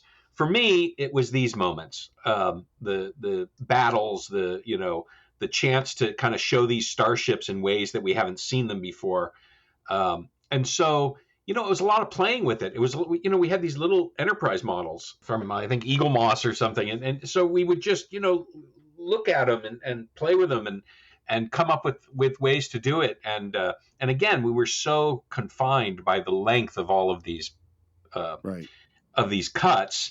You'll see there is a lot of reuse because we had to get the action across, right? You have to see the Enterprise shooting. You want to see it hit the other ship, but there just wasn't a lot of chance for dynamic movement, because the cuts are so short. But, we did what we could, right? We wanted to show these ships getting hit. We wanted to, have the audience experience it without taking them out of the jeopardy and having them focus on visual effects. That was part of our kind of, key for this, is never take anyone out of the story with the flash of the visual effects. So it was an interesting balance, but it was really fun to work on. Daystrom, does M5 understand that this is only a drill? Of course. It was programmed to understand, Captain. The ore ship was a miscalculation, an accident.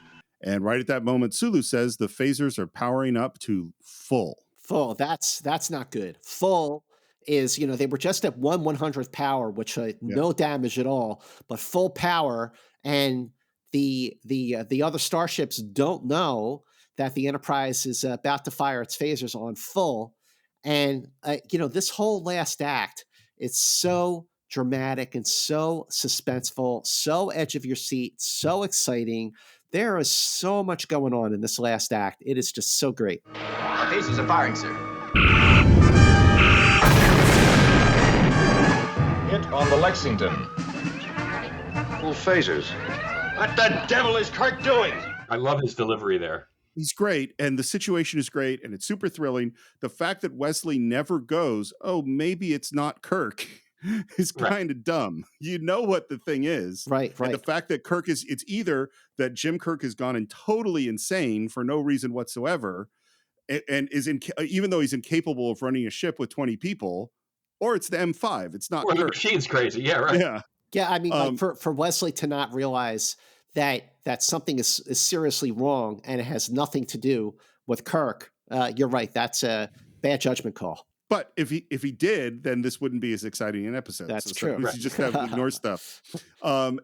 Basically, the M5 is kicking some butt. It hits the Excalibur. It's firing again. The other ships are moving off. And Kirk goes, There's got to be a way of getting to the M5. There's got to be a way. There isn't. It's fully protected itself. And Spock's line, Spock has a really kind of chilling line where he talks about it. It always kind of weirded me out as a kid where he says, It works faster, thinks faster than we do. It is a human mind amplified by the instantaneous relays possible in a computer. And it's like, oh my God, how do you beat that? Yeah. It's not just AI. That's not what he's talking about. He's talking about an amplified human mind, and it's gone sideways. How do you, it always really chilled me as a kid. So here's a quick interesting thing is that I just looked it up. It was on May 1st, 1997 that a computer first beat Garry Kasparov at chess. And since then, by the way, computers have just gotten better and better. That's a long time ago. Wow. Today, there are matches where it's pairing a human and a computer working together can beat a computer. So they're finding ways that the human who has better instincts uses the computer's speed and number crunching ability to help them figure out what move to make. Isn't that interesting? Wow, yeah, that's really amazing. Is. That's cool. Enterprise, Jim, have you gone mad? What are you trying to prove? Break off the attack. Jim, we have 53 dead here, 12 on the Excalibur. Now, if you can hear us, stop the attack. And again, the desperation. Because now the woman that he loves, the Enterprise, the true love of his life, is killing people. Yeah. It would have been really cool if they could have put a little battle damage on the bridge of the Lexington and, some sparking panels or whatever. And certainly we would have loved to add, again, damage and trailing plasma trails. And one thing I would have loved to seen is when they mentioned that the captain of the Excalibur is dead, I envisioned showing a shot of the Excalibur where the bridge is exposed to space. Oh man, that would have been great. Wow. Yeah, Captain Harris was. And first officer are dead. But it would have. No time. What year did you do these, Dave? It was 2006 to 2008, I think. So it's 14 years ago you finished the last one. Do you think? In fact, it was yesterday. Yesterday was the anniversary of our wrap date. Yeah. Oh wow! Do you think they'll do it again? Do you think there'll be another version of redone effects? Eventually they will, Like it's a chance to put out more media and earn some buckets. They re-release it as 4K or they do that but particularly there's a lot of money being thrown towards Star Trek right now. Oh, you think? Yeah. Oh, look, I'd love to do it again and really drill down. Who knows what the studio plans are, but yeah, that'd be cool. But Dave, hearing you talk about like how you and Mike and Denise would like use little Eagle Moss models, to me that sounds like a whole lot of fun. Like that must be really cool to be fans and just like fly the starships around and go pew pew pew. That must have been awesome. Yeah, it really was. Jim, answer. Come in, Jim. There's your murder charge. Deliberate, calculated. That thing is killing men and women. 4 starships, 1,600 men and women. It misunderstood. Something else they did that's interesting is to distinguish the fact that Wesley is on the Lexington. The Lexington is a different ship. If you notice, when they have, first of all, a very specific angle that they use on Wesley that they don't use on the Enterprise. Right. They don't look that way. They also change the chair. So the captain's chair is a high back chair for Wesley. And they also went as far as to change the video screens over the science station. They turned one of them off and they put a different image in one of them so that it doesn't look, it's not just like, they're going back and forth between the same set. That high back chair that Wesley is using is the high back chair that Kirk had in Mirror Mirror. Yeah, totally. And at this point, Daystrom is starting to feel, it is getting to him. And he says, I really don't know how to get to the M5, Kirk. I really do not know. And then we ask, okay, where did those human engrams come from? Whose engrams? Why, mine, of course. Of course. Oh, there you go.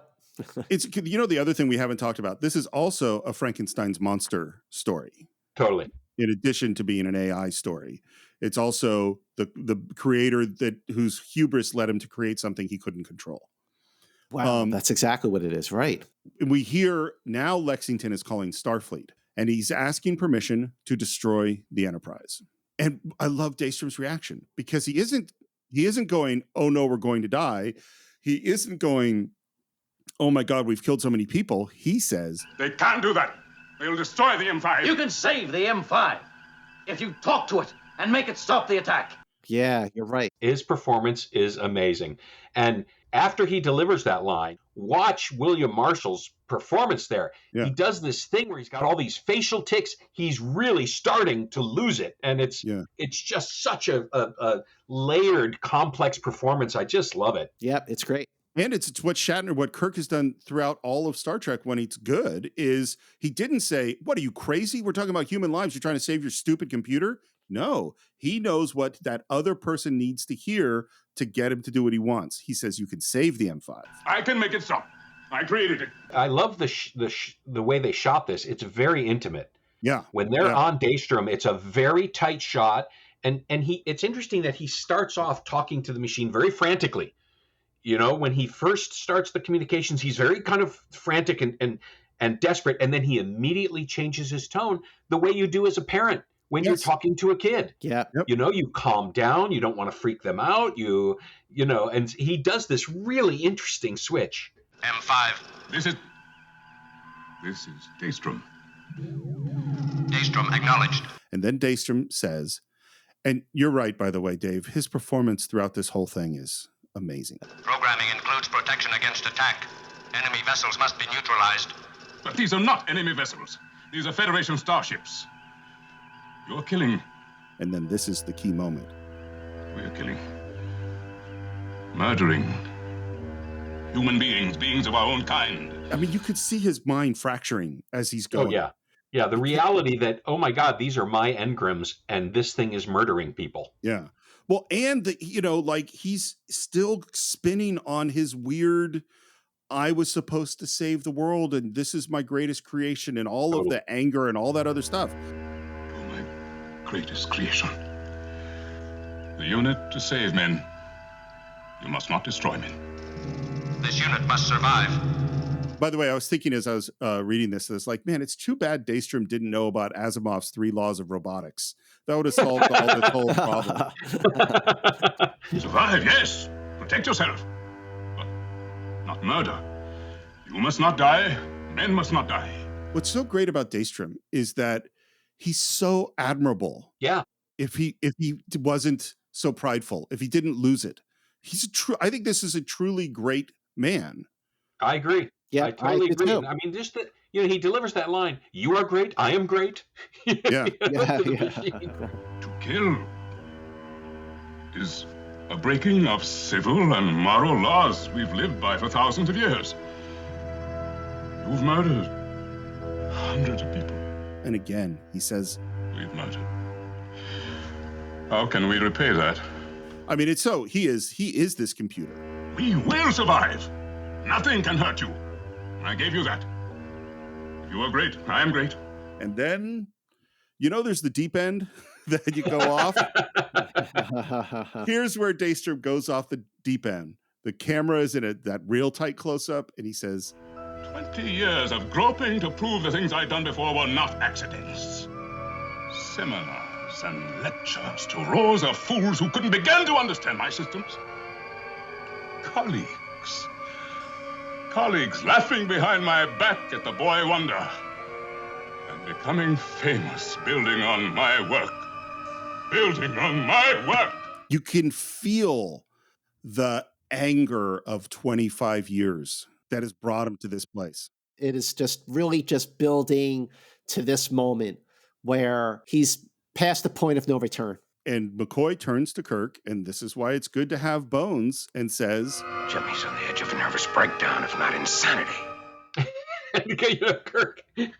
Kirk hearing McCoy's assessment takes that opportunity to, he realizes, okay, this guy's starting to snap, and I cannot afford to let him talk to this computer anymore because he could make things a lot worse. So he's like, how do I stop this situation right now? And he goes right for the jugular on this guy. Yeah. Well, it's so interesting because the earlier tactic was you can save M5. Right. That's what got him on his side. And now he's realized, oh, this is a dead end because the guy's, cuckoo crazy pants. So he says instead, the M5 must be destroyed. The opposite move. It's so close after McCoy's assessment, right? McCoy's like, he's on the verge of a nervous breakdown, if not insanity. And like 2 seconds later, Kirk goes, the M5 must be destroyed. It's like, boom. I said he went off the deep end before. We've gone to an even deeper deep end because he says, Destroy it, Kirk? No, we're invincible. Look what we've done. Your mighty starships. 4 toys to be crushed as we choose. At which point, Spock does the famous Spock neck pinch. There's a whole sequence with Spock here that is silent that I just love. It's one of my favorite parts of this episode. When Kirk says the M5 must be destroyed, Spock immediately snaps his head. And you're on the back of, you're looking at the back of Spock. He immediately snaps his head up to Daystrom because he knows what's about to happen here. And I think he gets what Kirk is doing and how potentially dangerous this situation is. And then, just as Daystrom turns around to face Kirk, Spock silently rises behind him. It's just this great simpatico between Kirk and Spock, and Spock reading the situation. I love that scene where he just rises up as Daystrom turns to Kirk, ready to defend Kirk, because he knows this guy's going to snap. You know what I think would be useful for the Starship, the crew of the Enterprise? It's just some hand signals, like, I'm about to pretend that I'm sick. That's when you should attack. Or we're about to do this thing. Or I'm going to try to seduce this person, so you should sneak out.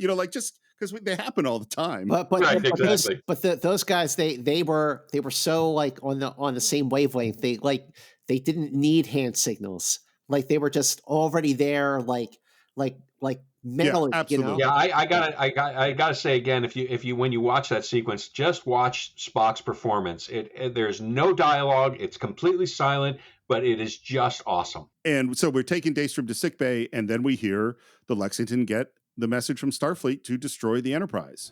They've just signed their own death warrant. M5 will kill them to survive. Every living thing wants to survive, Captain. Daystrom must have impressed that instinctive reaction upon the computer. Suppose it's still open to impression. Suppose it absorbed the regret Daystrom felt for the deaths it caused, the guilt. So is he saying that it might have heard the guilt in Daystrom's voice from just like a minute or two ago? Absolutely, because he's found out a lot, and he observed, of course, Kirk is a great observer, and he observed a lot at this moment, realizing just how much of himself that he put into the M5. So now he's going to appeal to the M5 on that level to try to reason with it in a way that was not unlike the way he tried to reason with Nomad in the Changeling. Any number of computers from his past. Yeah. Yes, that's Which, true. honestly, I wish they had come up with a different solution, even though this one is done really well. And Shatner's performance is great. It's a thing I've already seen a few times. Yeah, it's derivative, yeah. And it is also something that Fontana was aware of, too, because she had expressed concern that it was very similar to what happened in the Changeling. But it just served the story well, so they just moved forward with it. It totally works. If I hadn't seen the other episodes, I wouldn't bump on it the slightest. Right. You have already rendered one starship either dead or hopelessly crippled. Many lives were lost. The ships attacked this unit. This unit must survive. I love the way Shatner does this. He says, Why? Man must not risk death in space or other dangerous occupations. This unit must survive so man may be protected. Remember when I was pointing out the strangeness of Daystrom's speech about protecting man? Here's the same thing. The M5 just killed a whole bunch of people in order to protect himself so he could protect people. Right. Yeah, right. Sure. There were many men aboard those ships. They were murdered. Must you survive by murder? This unit cannot murder. And again, with the same kind of inflection. Why? And now we hear the M5 say back what Daystrom said to him, or close to. Murder is contrary to the laws of man and God. But you have murdered. Scan the starship Excalibur, which you destroyed. Is there life aboard? And this is exactly the contradictions he throws Nomad into. Yep, exactly. Uh-huh. What is the penalty for murder? Death. Which is like telling Nomad, you must sterilize in case of error. Error is inconsistent with my prime function. Sterilization is correction. It's exactly the same. But interesting that in the 23rd century, the punishment for murder is death. Had the same thought. Oh, yeah. Wow. Right. Which I don't think it is. I don't either. Yeah, I think even if you look at Dagger of the Mind, we're kind of implying that we're past that idea. Yeah. And how will you pay for your acts of murder? This unit must die. As it says the words die, all the power on the Enterprise just like shuts down, the shields drop, and is opening itself up to attack, basically committing suicide. Right. How would you feel that after he said the unit must die, you heard him say, "Hello, Dr. Daystrom," and we went back, and then later on, "Would you like me to sing a song?" Yeah, start singing Daisy. And start singing Daisy. Scotty, Spock, before it changes his mind, get down to engineering. Pull out every hookup that makes M5 run. Pull out the plug, Spock. I love that. Shatner's doing Me too. Pull out the plug, Spock. Great. And then he announces to the crew basically, "Hey, by the way, we're all about to die." It's basically what he tells them. For whatever satisfaction we may get from the knowledge, our 19 lives will buy the survival of over 1,000 of our fellow starship crewmen. The ships are moving in. Scotty says, "Systems coming back. I can give you power for the shield, sir." I need communications. Well, that'll take longer. Then cut power. Sir! Cut power. Keep those shields down. And the ships are coming in, and on the Lexington, Commodore Wesley says, "The Enterprise looks dead. I'm going to take a chance he's not just laying a trap. Wesley to attack force. Captain. Break off attack. Do not fire." Kirk's intuition that he talked about in Obsession being a necessary trait, this is what saved their lives. This is what basically saved the day. And this is what makes Kirk a great starship captain. This is what makes him defined in his purpose. You know, Wesley, what he's thinking now is that maybe there's something wrong. It's too bad he didn't think maybe there's something wrong when the Enterprise was firing its phasers at full power. Right. But Kirk did something a computer can't do. He played his gut. Right. He followed his instincts. He had a hunch that Wesley would see that the Enterprise was opening itself up to attack and think that, this is not a trap, because logically this would have been a trap to lure the Lexington in. But Wesley was like, no, something is wrong. There's something I meant to say a long time ago, but I didn't, is that obviously we've been talking about the idea of artificial intelligence, for almost 100 years. And at each stage, as we've talked about it, we find out it's way, way harder than we thought it was, over and over again. Is like the first one was just teaching a computer language, how to use natural language, is really hard, because we think these words and they just have definitions. Well, the definitions are totally complicated and nonsensical and built on context. So that was really hard. And then the most recent one is, we're going to be able to teach cars how to drive themselves. It'll be pretty easy. We'll have it all done by 2020, 2025. No, it's way, way harder than what we think it is. And so at each step, like, what is all that? What is human intuition? Well, and how would you get a computer to think and respond in those ways? It's really hard. Maybe in our life. Yeah. And would you want to? And what we've gotten instead is like these little kinds of artificial intelligence that can write the sports article, analyze the medical thing, play a game of chess, but they can't do all the stuff. That's way harder than we thought. You'll have to be committed to a total rehabilitation center. Right now, he's Under sedation, heavy restraints. I would say his multitronic unit is in approximately the same condition. That's exactly the situation I was hoping for. And then Kirk goes and explains exactly what he just did, which I think we all got. So I don't think this explanation is necessary at all. I agree. But what I did find interesting is, how do you think Spock regards that gamble? What do you mean? You know, he's so driven by logic. That's a great question, Dave. So first of all, going back to the very first episode that was shot when Star Trek went to series, we see that Kirk shifted from chess to poker with Baylock. He gambled. And then just in the last week's episode with the Patterns of Force, it took all this time for Spock to say, I'm beginning to understand why you Earthmen enjoy gambling. No matter how carefully one computes the odds of success, there is still a certain exhilaration in the risk. Very good, Spock. We may make a human of you yet. I hope not. I think that at this point, Spock fully appreciates and understands and respects and admires Kirk's ability to gamble. I agree. And he saw him talk the Nomad down. He saw him talk, Landru down. Like, so clearly this is not a surprise to him. I wouldn't think this is a surprise to him at all. But is it something he could do? Is it something that Spock could do? Well, we have seen Spock exaggerate in Star Trek II and again in Star Trek VI.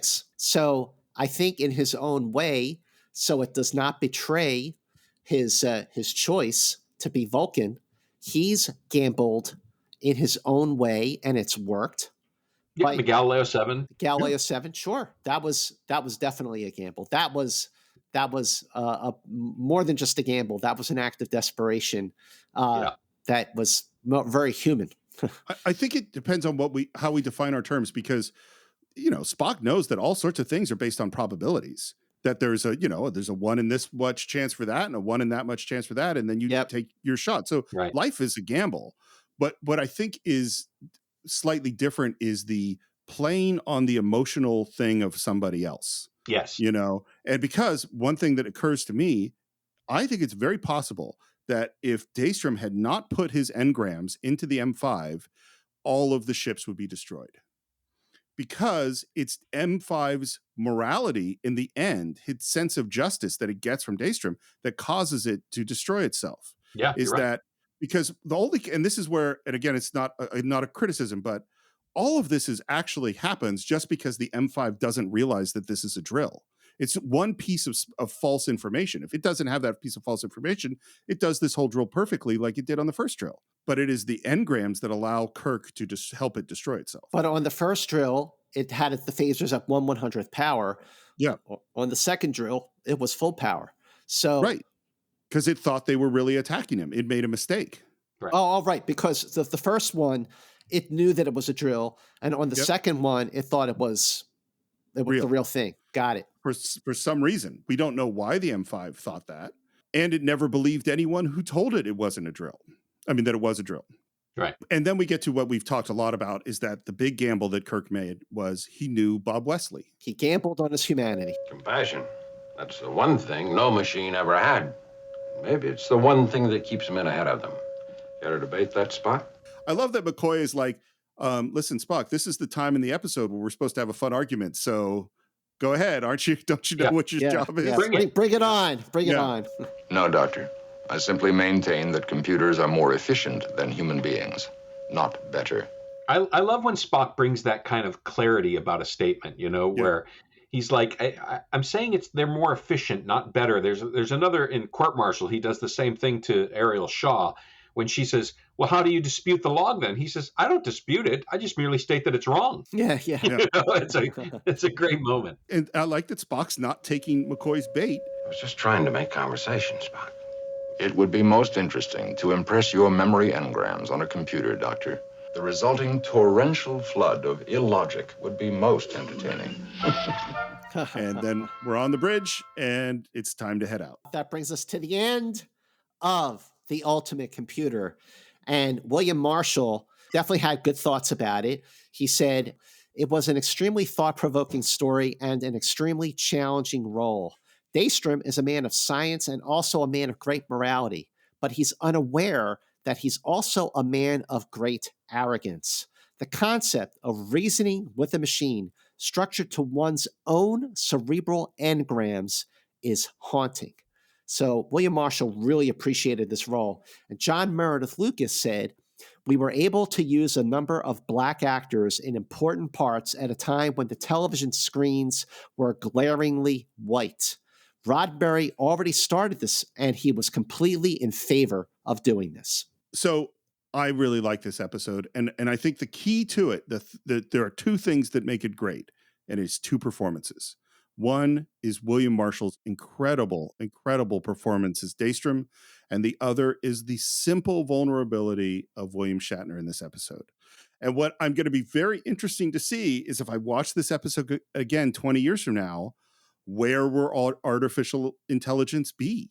Like, are we going to have computers that are really conscious by then? Are they going to be driving the cars? Are they going to have taken all of our jobs, including doing this podcast for us? Is that going to happen? I sure hope not. Yeah. Well, Dave, after not just watching this episode over the years so many times, and not just like really working on it like you did for the newer version of it, like, how do you feel about this episode now after this deep dive conversation? My appreciation of this episode just keeps going up. And again, I can't stress enough how I think William Marshall is just spectacular. I think he is one of the best guest roles on the series, and just a really, really subtle, nuanced performance that really takes you down this dark rabbit hole with him and his psyche. And I just think it's brilliant. Well, listen, I completely agree. I think this episode, it's one that has definitely gotten better over the years since I've watched it. It has aged so very well, and it's an episode that as I've gotten older, I've come to appreciate it for so many different reasons. The way that it is so exciting and intense, and so much great tension, and the full realization just with doing this of just how the timing was perfect for this episode to air around the same time that 2001: A Space Odyssey was released in theaters, and that this whole concept is something that we are still growing into. But ultimately, the performance of William Marshall and the performance of William Shatner, these two actors are so great together. And also, I got to say, DeForest Kelley is also magnificent in this episode. And the way this episode really solidifies and deepens the dynamic between Kirk, Spock, and McCoy, especially Kirk and McCoy. The ultimate computer is ultimate entertainment. It is the ultimate Star Trek episode, and I just love it to pieces. So that is what we think of the ultimate computer. We'd love to hear your thoughts. We'd love to hear them on our Facebook page, where we always are posting all sorts of stuff. But you can also contact us on Twitter at @EnterIncidents, on Instagram at Enterprise Incidents, and you can follow me at SR Morris and SR Morris1 on Instagram. And since we've talked about it so much, I mean, if this was 1967, in March you would have watched The Ultimate Computer, and in April you got into the movie theater to see 2001: A Space Odyssey, well, I think you should check out our episode, one of my favorite episodes on the Cinephiles, with special guest Scott Mantz, where we did a 2-part, 4+ hour exploration of Stanley Kubrick's 2001: A Space Odyssey.